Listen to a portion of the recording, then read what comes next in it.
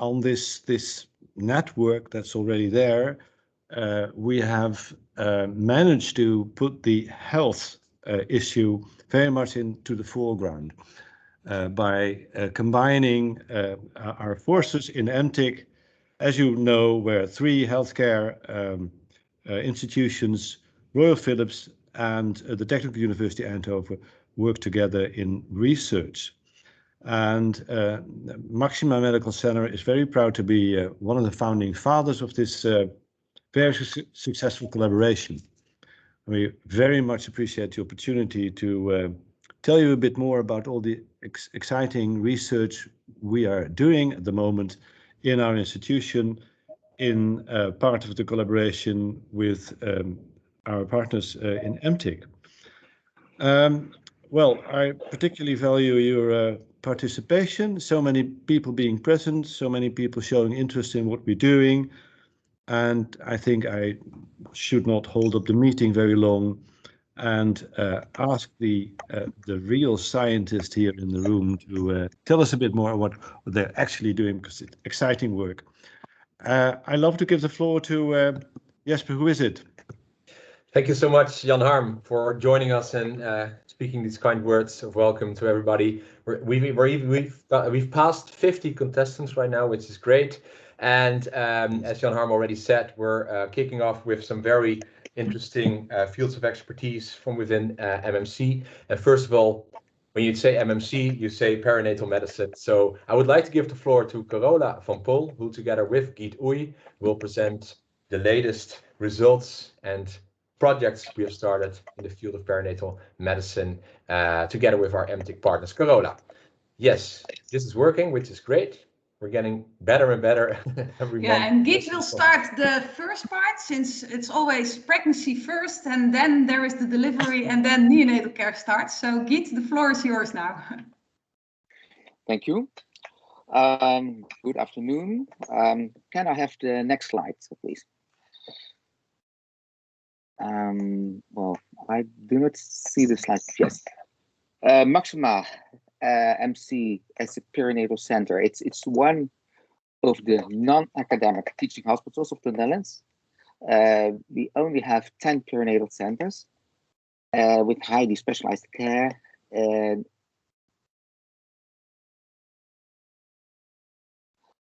we have each year about 2,500 deliveries. But due to the COVID pandemic, as you might have heard, we have a kind of a baby boom. And we expect to be close to 2,700 deliveries this year. We have an 18-bed level 3 neonatal intensive care unit with about 400 admissions per year. And the next slide, please. Máxima has a vision on the future of patient care, and the fusion and this vision is that healthcare needs to transform from doctor-centered care to patient and family-centered care, from a separated care system to an integrated care system, and from hospital care to remote care at home. Early diagnosis will lead to prevention instead of treatment, and the future of health hospital care will be remote patient management at home. Can I have the next slide?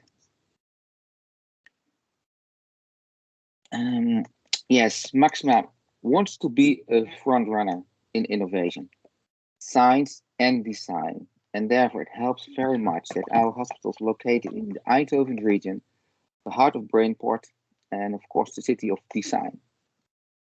And have the next slide, please. And since more than 30 years, perinatal care has been a focus area of Máxima and Eindhoven University of Technology. Can I have the next slide? Achievements of the collaboration between Máxima and Eindhoven University of Technology and Philips and the ecosystem around Philips has led to several innovations with a worldwide impact. For example, electrophysiologic monitoring of pregnant women and their unborn children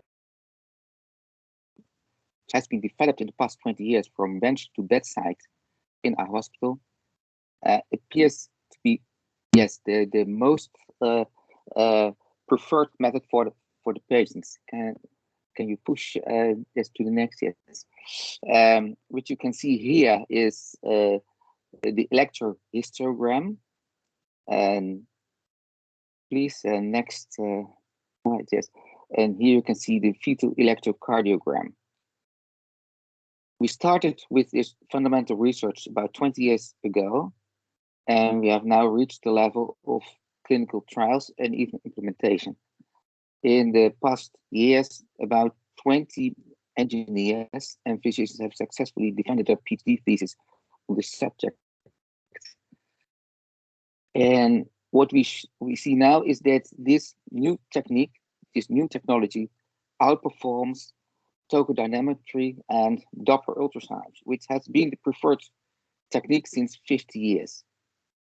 Electrophysiology appears to be more reliable and patient-friendly, and it's therefore, in my opinion, just a matter of time before electrophysiology will become the gold standard, and especially because Scandinavian countries, known to have the best perinatal care of the world, are choosing now electrophysiologic monitoring as their standard care. Can I have the next slide? But we are doing more. We have a research line with simulation and modeling, leading to the development of a high fidelity medical education and simulation center in Eindhoven, which has proven to be cost effective by preventing damage to the neonate and mother during childbirth. And recent innovations of our fundamental perinatal research group are the development of a hybrid team training for obstetric teams in Uganda in collaboration with the Training for Life Foundation. Hybrid because of the pandemic. And I think this will be the future of these kinds of trainings in Africa. Furthermore, we have developed an app with a pregnancy risk flagging system in collaboration with Philips. And we have the development of the artificial womb, a perinatal life support system for extremely preterm children, for which we were granted by the EU and the Eindhoven engine with about 3.5 million euros. These projects receive worldwide attention. Can I have the next slide? Our team has grown to a group of more than 50 researchers, with many supervisors with a technical or medical background or both. And many of them started their scientific career in our group. And at the moment, we have 20 PhD students. We recently organized the one-week physical conference in France with lectures and workshops given by outstanding professors for our researchers, consisting of doctors and engineers, about artificial intelligence. Can I have the next slide? And modeling and simulation in the relation to obstetric complications, because we think that these kinds of hybrid models will be the future of science in our field. The scientific part of the conference was rated extremely high, but maybe even more important was that our PhD candidates could participate in the conference in real life and had the opportunity to have social interaction with our researchers. And this was not possible, of course, in the past year, but I think this is very important because good teamwork between engineers and physicians is the foundation of our success and will make our dreams come true. Can I have the next slide? And good news is that our department recently received a 3 million euro grant from the Dutch government for the highly specialized care and research program, the so-called TZO program. This will facilitate the implementation of the innovations in clinical practice I just talked about. Research in the TZO program refers to non-fundamental clinical scientific research and involves the combination of education and scientific research that is associated with highly specialized care for patients, with the demand for complex care that is not provided by every hospital. And this combination is aimed at creating added value for healthcare providers in the region and the sector. Can I have the next slide? On this slide, our roadmap for the next 10 years is shown.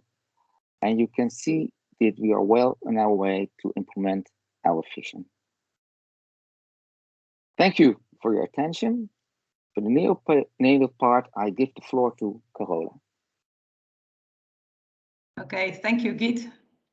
Then now we switch to neonatal care. And here actually you see a Dutch movie made by the Dutch television in our NICU several years ago.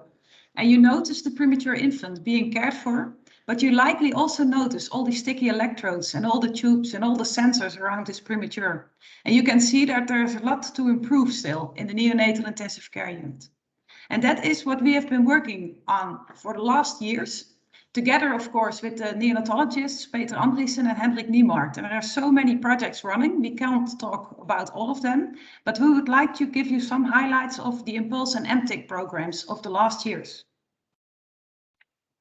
But first, I would like to share with you our vision in the NICU on family-centered care and single family rooms.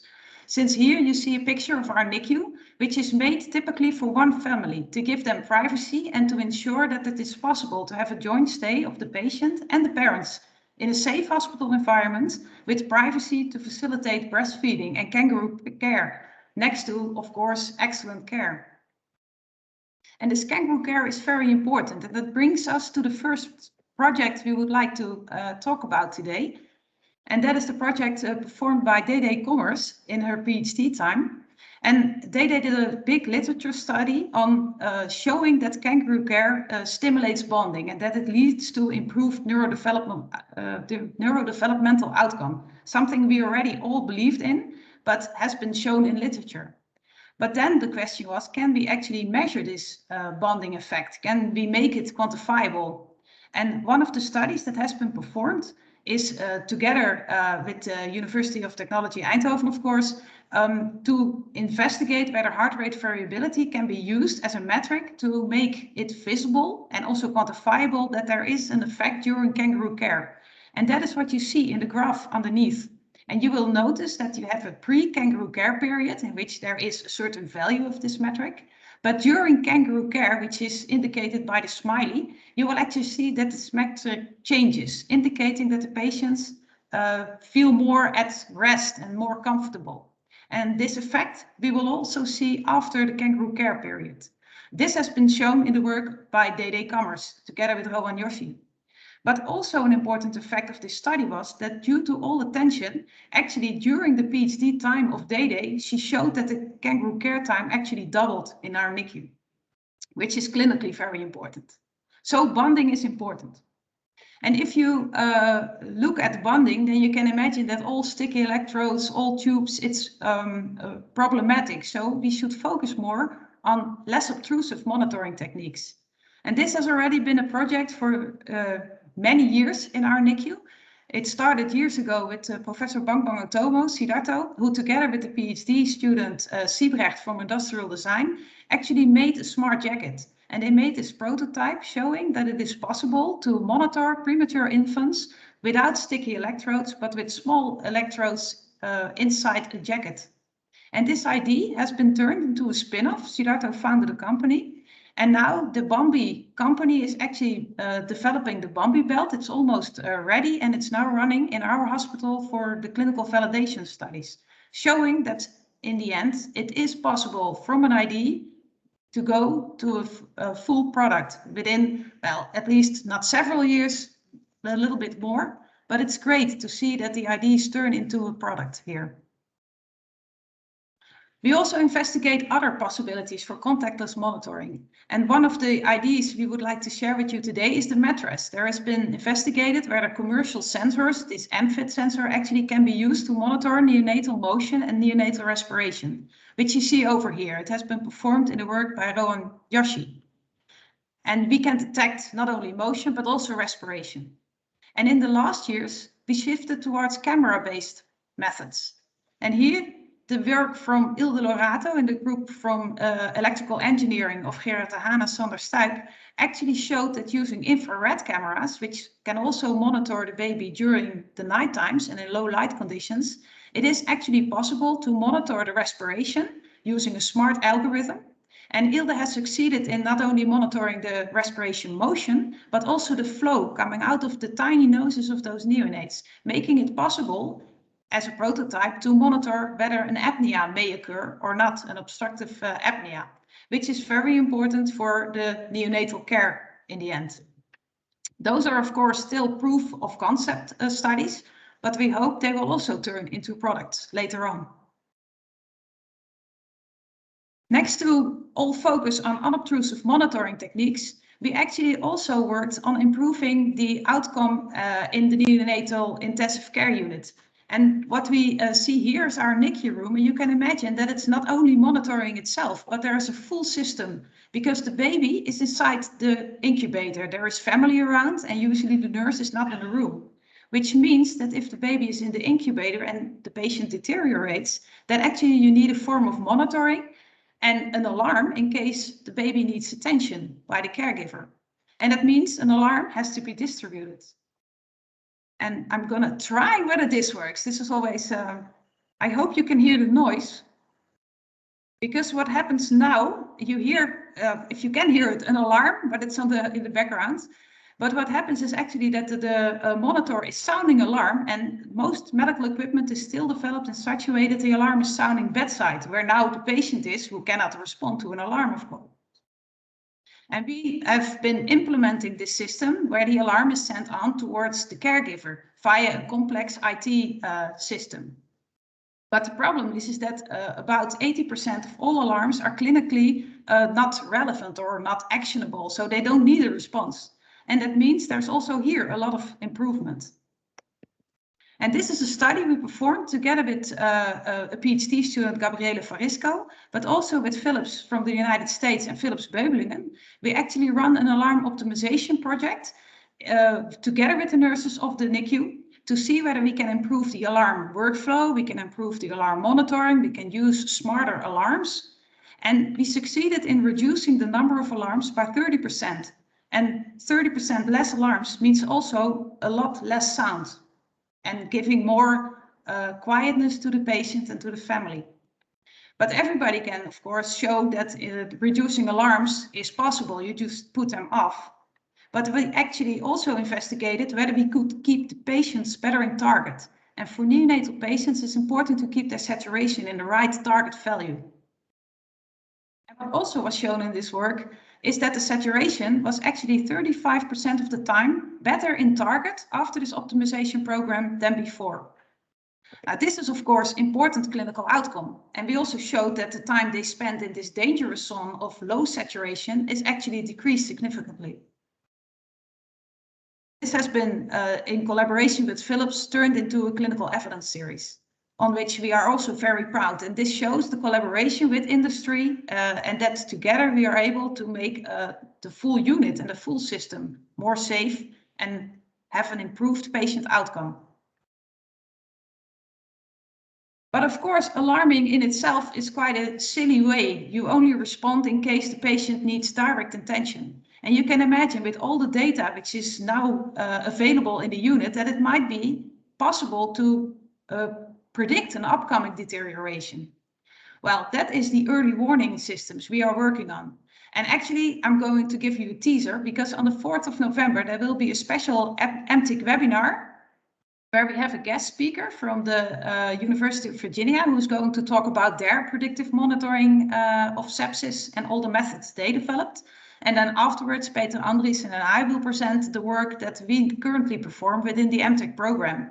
And we work on using machine learning techniques to actually predict an upcoming deterioration, in this case sepsis, but we also work on other illnesses, in order to have a larger therapeutic window instead of responding when it may already be on the later side, maybe too late even.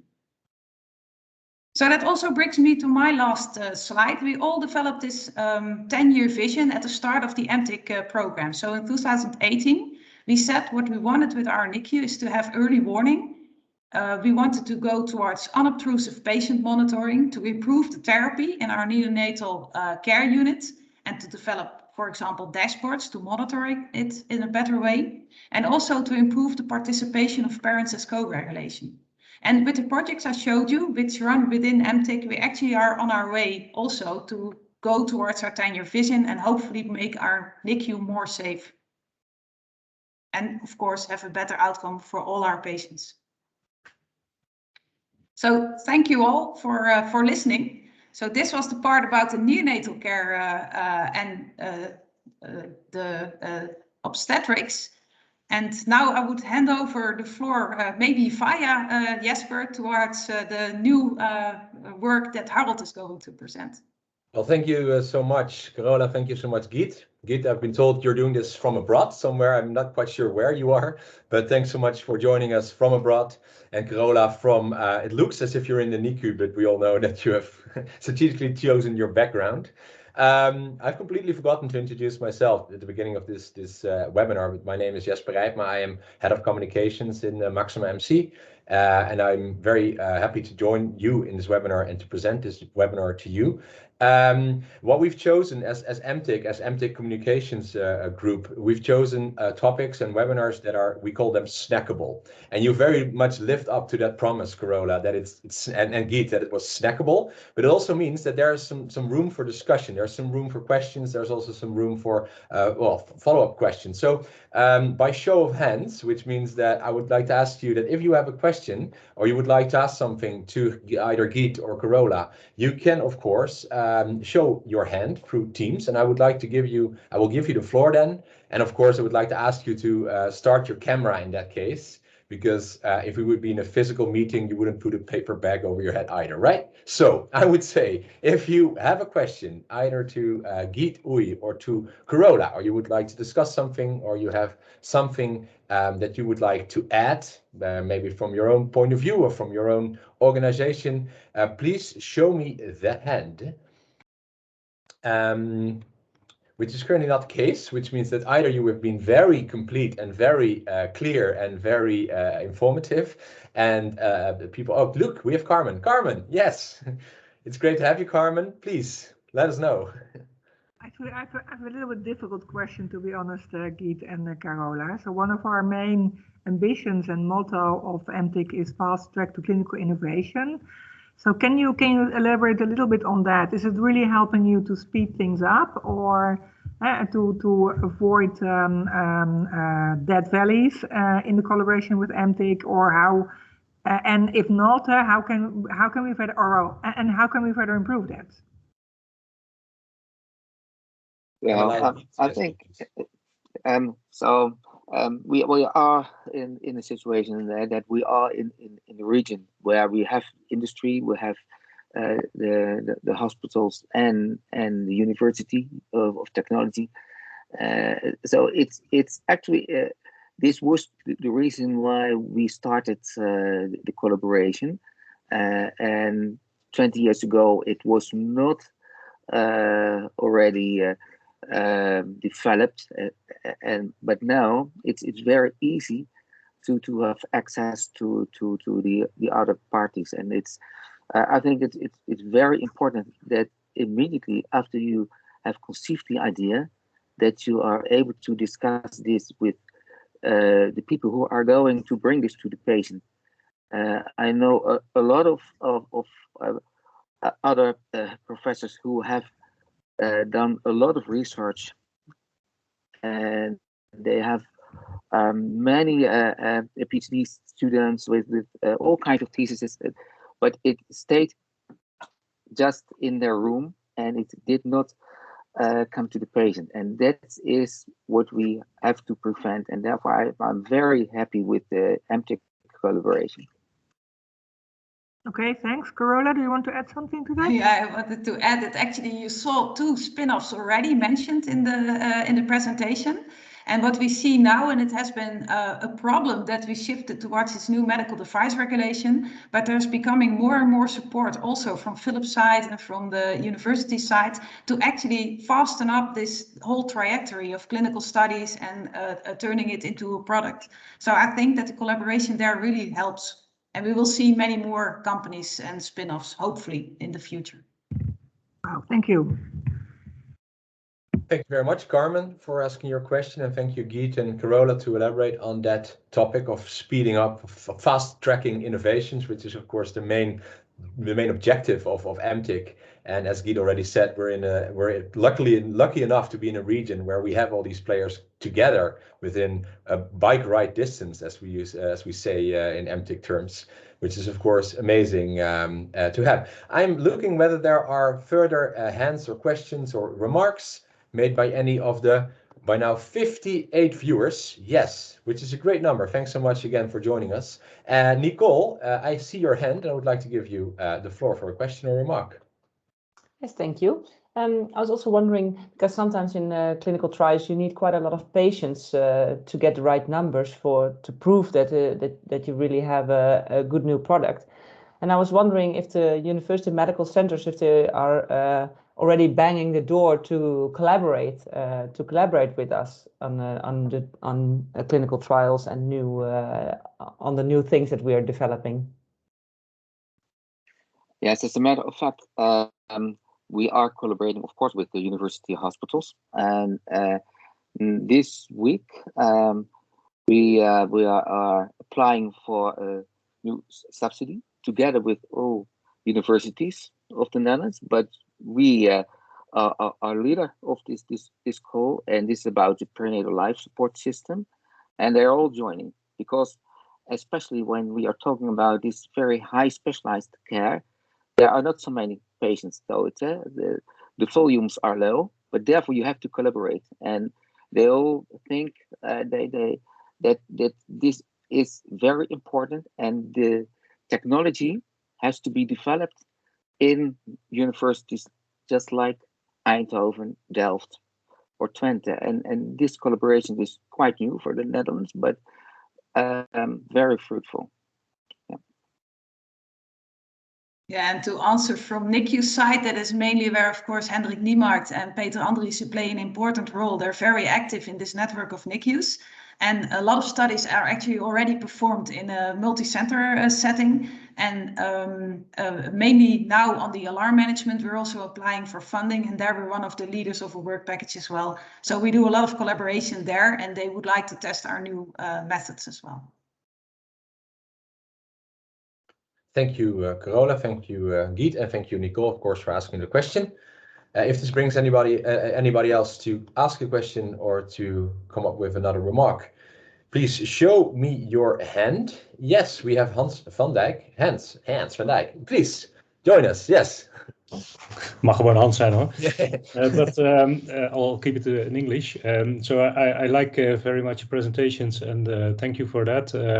So what I find very interesting, there's a lot of other fields of research, but also clinical care that could benefit from all this work that you're doing.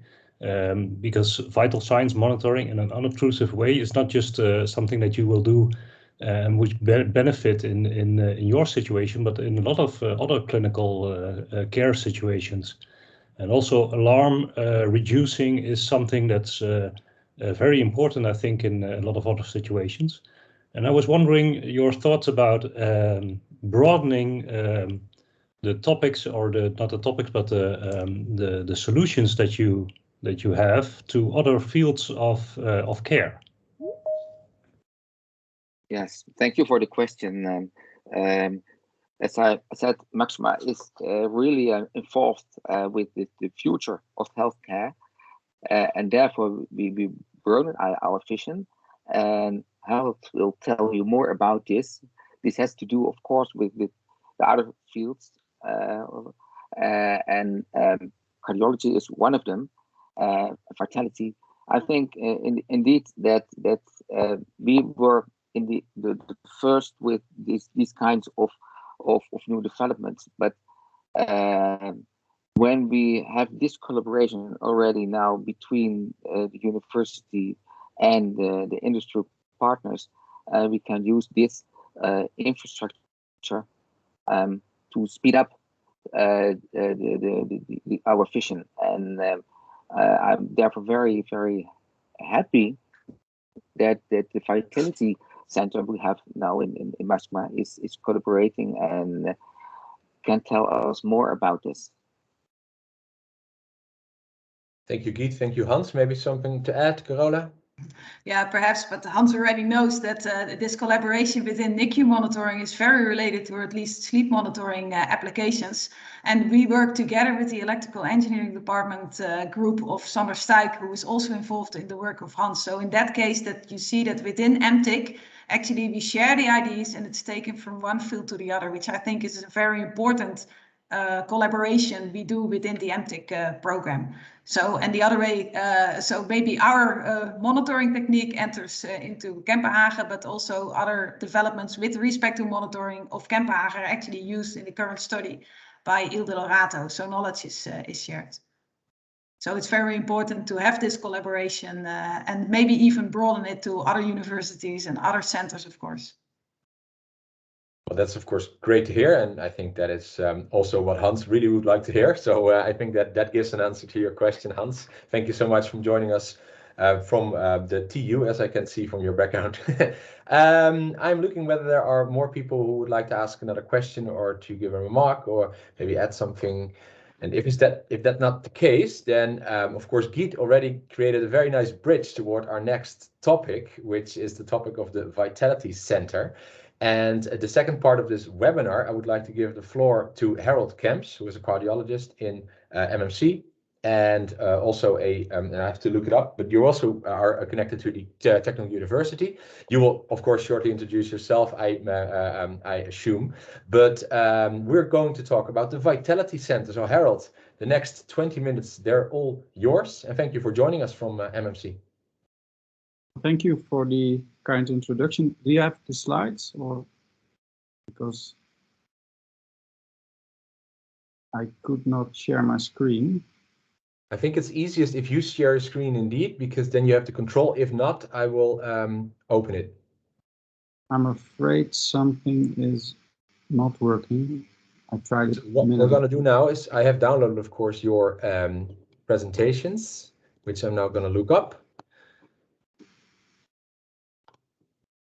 In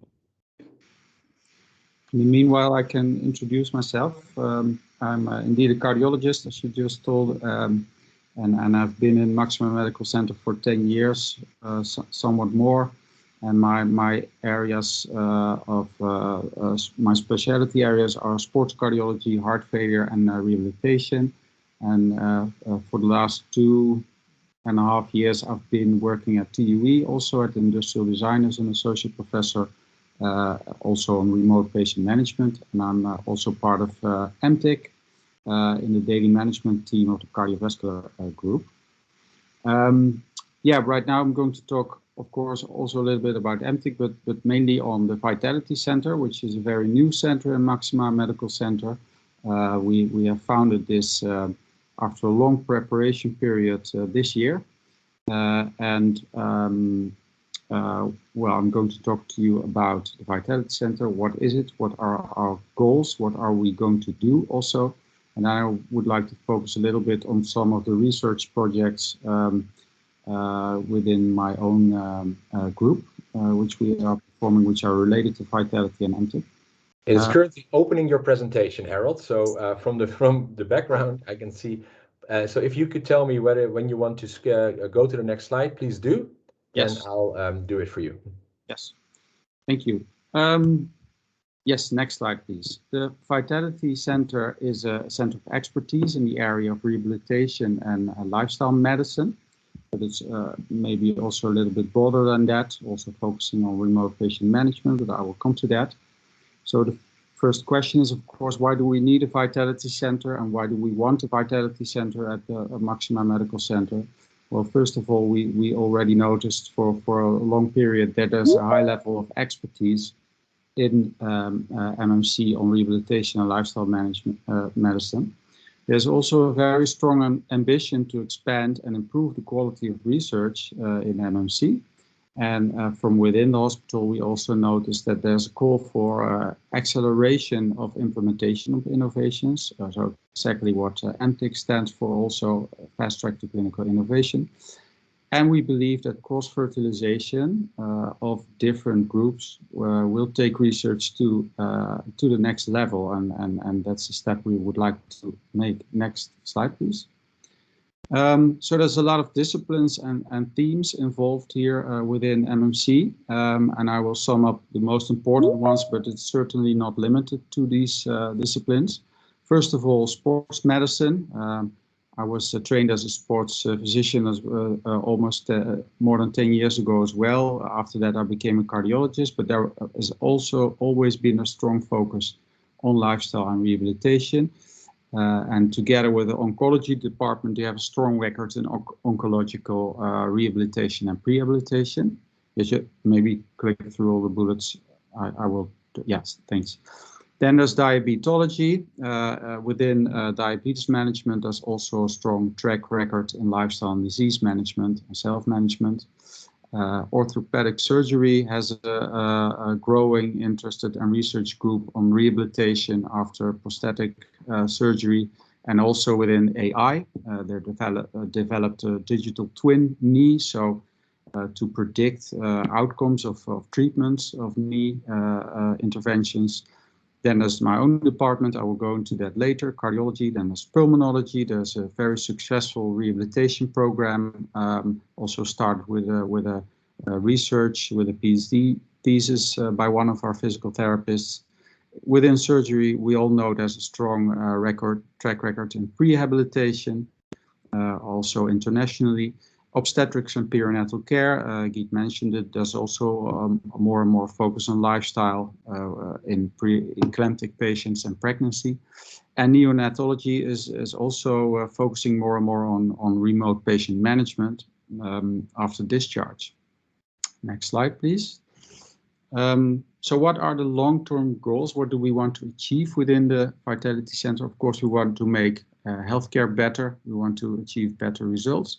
But we want to do that by developing personalized remote patient management programs for lifestyle behavior. We all want to achieve optimal support of self-management of patients to make care more affordable and better. We want to develop a value-based healthcare evaluation system for continuous innovation, so not just alone standing projects, but also keep on developing on these programs. And finally, we want to integrate rehabilitation and prehabilitation in all relevant care pathways. And there's a lot of care pathways in which rehabilitation can have a good place. Next slide, please. Yeah, we also discussed the research methods we use, and we also came to the conclusion that we all, go through the same steps when we design innovations and when we do research. First of all, on the left, we need centers and methods for assessment of lifestyle behavior. So we're all working on that. And so we can streamline that better if we work together. Then we all want to develop predictive models for including lifestyle behavior and traditional disease parameters to predict health outcomes. And that's very important. And this should result in decision support to optimize and personalize these programs. And finally, we also need platforms and dashboards to implement this. And finally, we also want to change healthcare in our hospital and outside our hospital. And for lifestyle, we want to focus not only on exercise, but also on nutrition, stress, and sleep, which was already mentioned, which is also very important in the Vitality Center. Next slide, please. And this picture represents, the most important ingredients of our research. First of all, behavior change is very important on the right. Below exercise physiology, we need knowledge, and we have knowledge on exercise physiology. We also need expertise on organization of healthcare. How can we change these care pathways in a cost-efficient way? And of course, technology is the bonding factor here. Yes, next, please. So there was something missing, but that's why the link with the MTIC is so very important. So we need expertise from the University of Technology, but also from big companies and also smaller companies, because of course Philips is also a very important partner in this. Next slide, please. So what are the activities for the coming year? First of all, we're working on that. I want to create a community for all PhD students, and it's quite a lot already, divided on these different disciplines, and also the PIs for collaboration and network sharing. That's important because we all have our partners, and if we share this, we can make things better. We want to build an infrastructure for remote patient management research, because we all need a dashboard to design experiments and to use sensors and algorithms. So we need a platform to do this. And we want to implement a fast track table in the hospital, in which all of the hospital is involved, financial department, legal, everybody, for implementation of innovations. And this is a challenge.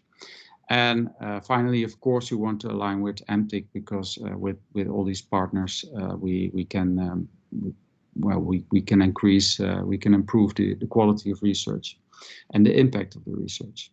Next slide, please. So what about cardiology?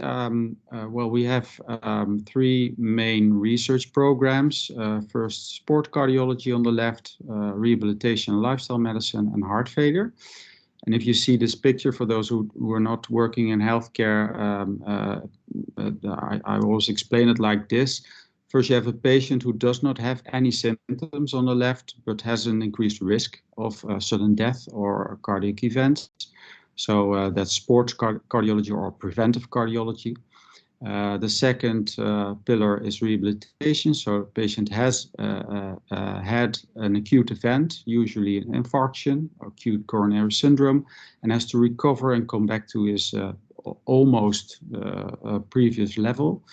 And well, of course, secondary prevention is very important there. How can we prevent future events? And if things go wrong, and unfortunately that's often the case, patients will develop heart failure, and they will become very unstable, and they will have a low quality of life and a low level of exercise functional capacity.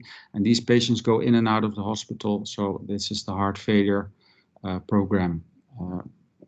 Can I have the next slide? So I will go through these programs. First, sports cardiology.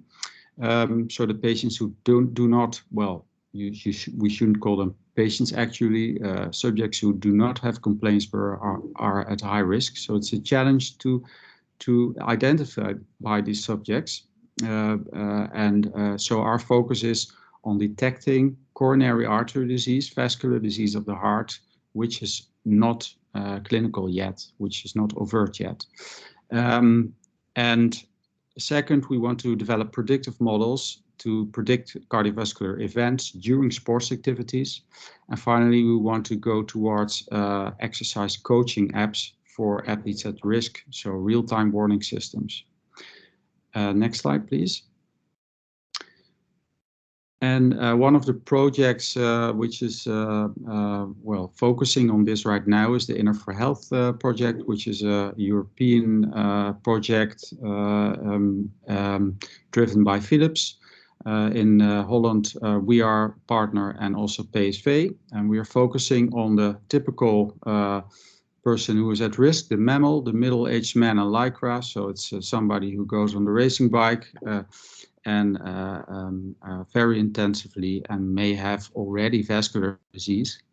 So as you can see on the right, so there's a stenosis in the blood vessel, but it does not result in symptoms yet. So we want to look at these subjects. How can we detect ischemia? And in the hospital setting right now, we do stress testing in a lab, in a controlled setting, and we let subjects exercise until exhaustion, and we assess the EKG on the chest. And the problem here is that it's a very short exercise bout, and we don't have warm weather, exhaustion due to long-term activities. So that's why we're developing, testing and developing together with eMTIC a new EKG patch, which we can use during exercise in the field. And also the Philips data logger is important because it can detect change in functional capacity, but also in heart rate variability, all kinds of parameters that we can use in a model to predict cardiovascular events. Next slide, please. Then the second pillar, rehabilitation lifestyle medicine. There's three important themes here. The first is cardiac tailor rehabilitation. We started with research on rehabilitation remotely with sensors and remote coaching almost 10 years ago already. And we started with exercise, and slowly we're expanding this to all other lifestyle pillars, such as psychosocial guidance, education, stress management, sleep, and nutrition. And there's several PhDs working on this. The second is diagnosis-specific cardiac rehabilitation, because a patient with a myocardial infarction may need a different approach than a patient with arrhythmias or stable angina. And finally, of course, behavior change is important. So we're looking at gamification and reward strategies to improve lifestyle adherence on the longer term. Next slide, please. One project that is going on, which is important because it's the basis for other projects potentially, is the Care On project, with 2 design PhDs and also clinical PhDs. We're developing a dashboard, which is almost ready now, with smart technology to continuously monitor lifestyle behavior in a patient-friendly manner, because of course you can let them fill out 20 questionnaires and then you know something, but that's not sustainable in the long term. So we use a chatbot, we use a data logger, we use quarterly assessments that we stimulate patients, and we're going to test that now in 200 patients. We'll start next week with this project. Next slide, please. What do we want to do with this in the future? There's all kinds of risk score charts in cardiology we use to predict the risk at future events using traditional risk factors. And our thought is that if we implement lifestyle behavior in these risk charts, we can achieve very accurate predictions, and we can also choose the right treatment for the patient. We can tell patients what's most effective: take another pill, go to the cath lab, or go to the physical therapist, because that's very different. Patients have an opinion, but also we can guide them better than in the future. Next slide, please. And then I talked about diagnosis-specific rehabilitation. Well, this is a project that focuses on that. The PROFIT trial, which is a large multi-center trial in 10 hospitals, 3 university and 7 non-university hospitals, and we are leading this trial. And we're randomizing patients with stable angina, so chest pain during exercise, to the cath lab, so PCI, stenting of the vessel, or an extensive lifestyle program. So this is very exciting for us because, usually these patients get a stent and then it's finished, and they're not motivated to change their lifestyle anymore. And a lot of patients get complaints within 1 or 2 years. So that's what we don't want. We want to avoid. We want to have these patients on a lifestyle change which is sustainable, and also a lower risk at the longer term. And this lifestyle program has a lot of ingredients. There's a nationwide first-line physical therapy network, Chronisch Zorgnet. We do physical activity monitoring, but also relapse prevention. That's an ingredient we saw was successful in another recent trial we published. Then we do remote dietary guidance with a chatbot, so not extensive questionnaires, but just short questionnaires that are asked at the right moment. We have goal-setting strategies and a psychoeducative module. We have a gamification platform which is integrated, and we have a lifestyle score app we developed ourselves. So this was a very complex intervention we designed, but it's ready now for use. So we will start with this trial next month. Next slide, please. And finally, heart failure, which is becoming a very important topic within cardiology, because the amount of patients is growing very fast. These patients are older, have a lot of comorbidity, and they cost a lot of money also, which is not unimportant, and they lose their how do you say that? They will get dependent in time and have to move to nursing homes, and that's what we want to avoid. So within this program, we are focusing on sensors, algorithms, and decision support for prediction of readmission. We focus on decision support for up titration of medication, because it's a very complex scheme, which is getting more complex every year with every new guideline. We focus on tailor rehabilitation, also like in the other pillar, but now on the more frail and elderly patients. And we are working on a project to admit patients at home. So if they have to be admitted to the hospital, we want to do that at home by giving them IV medication and sending the nurse to the patient instead of sending the patient to the hospital. Next slide, please. So this is one of the tailor rehabilitation projects, which will also start next month. The rehab at home, it has another name already, but that doesn't matter now. But we're focusing on patients who are admitted in the hospital who have a high risk of readmission in the first 2 months. It's almost 40% will be readmitted. That's unfortunately a fact at this moment. So what we do first, there's a stabilization phase after admission. We do that remotely, so with daily monitoring of vital signs and give them the right medication, and also patient get acquainted with remote patient management. And then we blend in a tailor rehabilitation program, which is blended in the sense that they have to come to the hospital once or twice to be educated, and then we do everything remotely with an agrotherapist, occupational therapist, and a physical therapist, and a psychologist, and a dietitian, and a cardiologist. So here we need full integration of data on vital parameters, biomarkers, there's also a biomarker sub-study involved, and lifestyle behavior for personalized timing of treatment. Next slide, please. And finally, hospital at home, I already told you a little bit about it. We want to admit patients at home. This is a very complex project because every hospital department is involved, the lab, the pharmacy, well, everybody almost.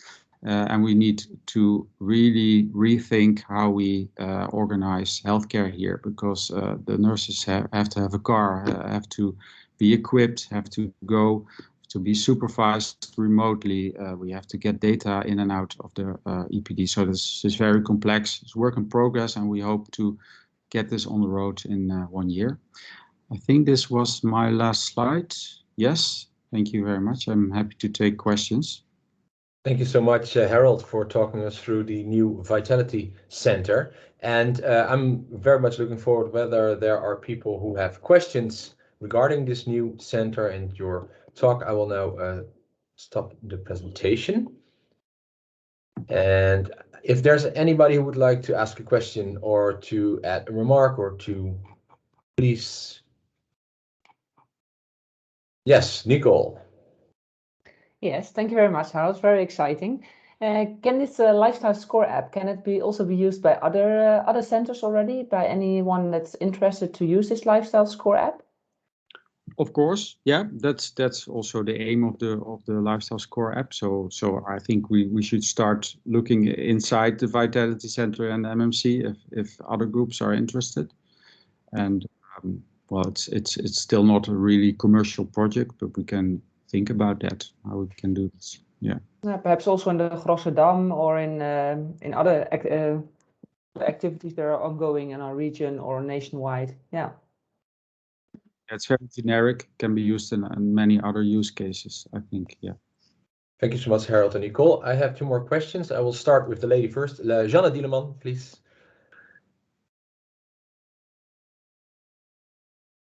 Jeanne, yes. Shanna, if you, yes, there you are. I think you see you have unmuted yourself. Please join us. Okay, excuse me. Thank you for the presentation. It's very clear. I was just wondering, in what way do you have the end user involved in your work? And this also actually is something for the perinatal part. Yeah. Okay. Well, usually we collaborate with the Harteraad, which is the big patient foundation in the Netherlands, and we organize workshops. We didn't do that a lot yet, but there's several planned.